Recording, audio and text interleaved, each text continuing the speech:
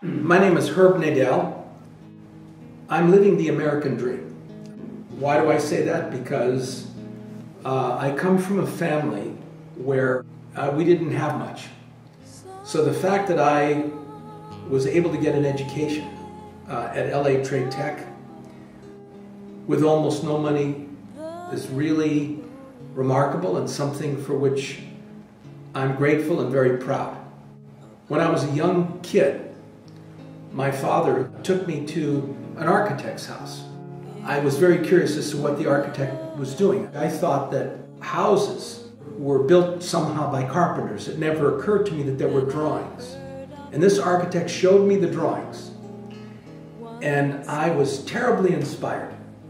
So excited to think that somehow these drawings translated themselves into architecture. When I was 13 years old, I met another architect by the name of Calvin Straub.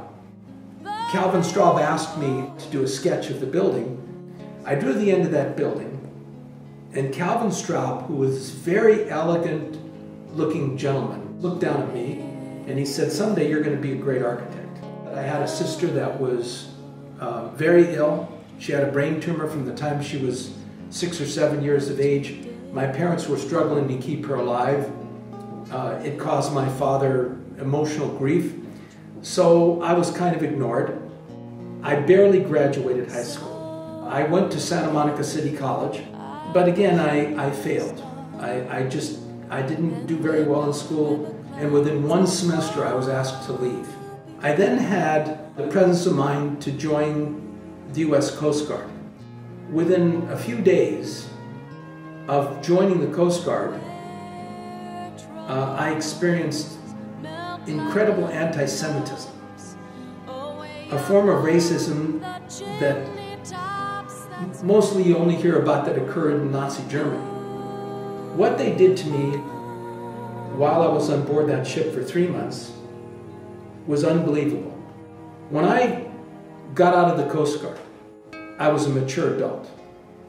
I had no family to rely on, and the same friend who recommended the Coast Guard to me recommended LA Trade and Tech, and he said, "You know, you can become a draftsman." I drove down to the school.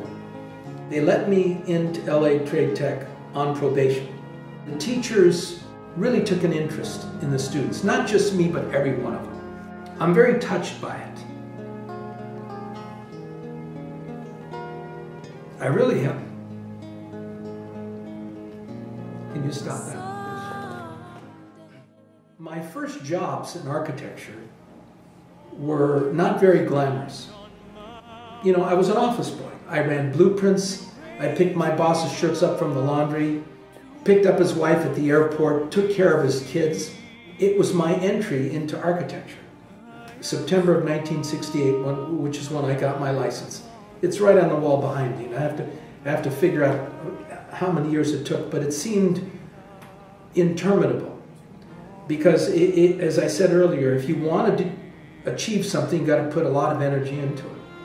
And I was very, very focused. Nothing would stop me from becoming an architect.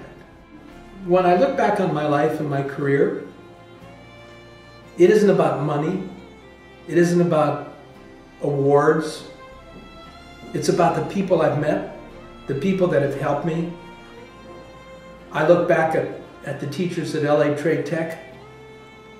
It's just been a wonderful journey with the associations I've had